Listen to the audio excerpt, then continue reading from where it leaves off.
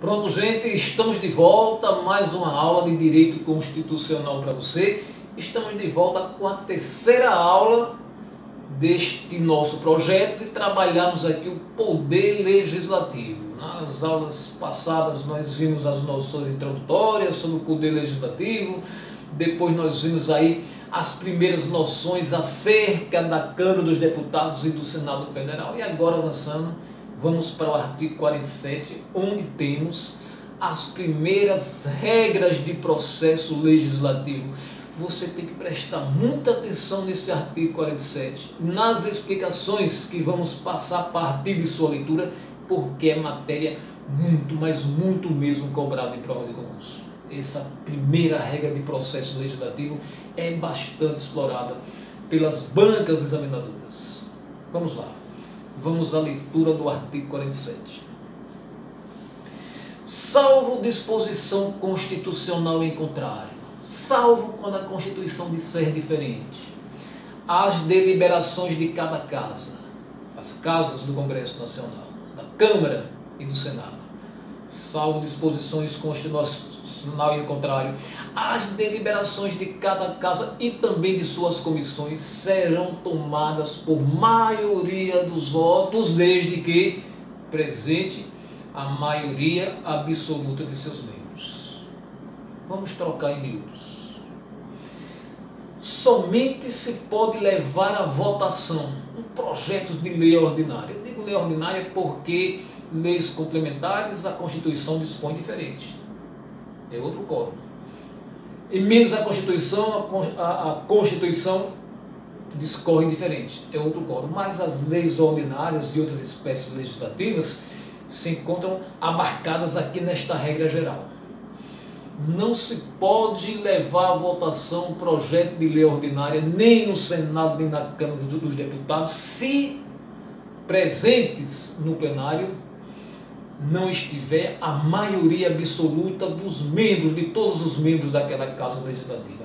E o que seria essa maioria absoluta? O Senado Federal, por exemplo, possui 81 senadores. É o todo, 81. Para que eu calcule a maioria absoluta, que é necessário que se faça presente no mínimo, para que o projeto seja levado à votação, para que eu calcule a maioria absoluta, por exemplo, do Senado Federal, eu pego esse 81, divido por 2. Aí eu tenho quanto? Eu tenho 40,5. Dividir por 2 o primeiro número inteiro seguinte é a maioria absoluta. 40,5. Primeiro número inteiro seguinte, 41. Então, 41 seria a maioria absoluta do Senado Federal. Sem que pelo menos estejam presentes 41 senadores, não se vota projeto de lei ordinária no Senado. Os deputados federais são 513. Aí divide por 2. O primeiro número inteiro após essa divisão seria a maioria absoluta da Câmara dos Deputados. Sem este número não é possível que se vote projeto de lei ordinária na Câmara dos Deputados. Uma vez presente a maioria absoluta no mínimo, aí as decisões serão tomadas por maioria dos votos, né? Quem receber maior votação, como sim ou como não, será o projeto aprovado ou reprovado.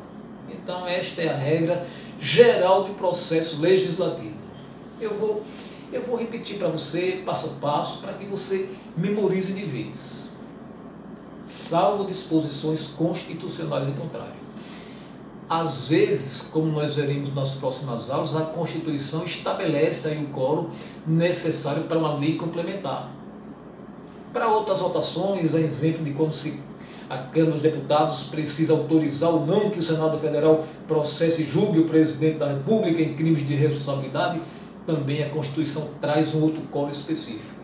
Quando se pretende criar uma emenda à Constituição, a Constituição traz um quórum também específico. Mas, no geral, a regra é essa. Para as leis ordinárias e outras espécies legislativas simples, a regra é essa. Somente é possível se levar à votação se pelo menos se fizer presente lá no plenário metade a maioria absoluta de cada casa. E a maioria absoluta de cada casa, isso é separado, né? A votação no Senado ou a votação na Câmara dos Deputados somente é possível ser feita se no Senado tiver maioria absoluta para votar ali, se na Câmara dos Deputados tiver maioria absoluta para votar ali. E esta maioria absoluta é calculada da seguinte forma: pega-se o total de componentes daquela casa legislativa, pega, por exemplo, os 81 senadores do Senado, divide por 2, aí teríamos 40,5. O primeiro número inteiro seguinte é a maioria absoluta. 40,5, primeiro número inteiro seguinte, 41. Então, 41 seria a maioria absoluta necessária de se fazer presente ali no Senado Federal para que alguma deliberação seja levada a efeito, tanto pelo pleno da casa como por suas comissões. Então, gente, não se pode votar nada, nenhuma lei ordinária, nenhum projeto de lei ordinário, não se pode votar outras espécies legislativas mais simples, sem que esteja presente pelo menos a maioria absoluta. E quando se atinge esse quórum e pelo menos a maioria absoluta presente, aí o projeto será aprovado se contar com a maioria dos votos.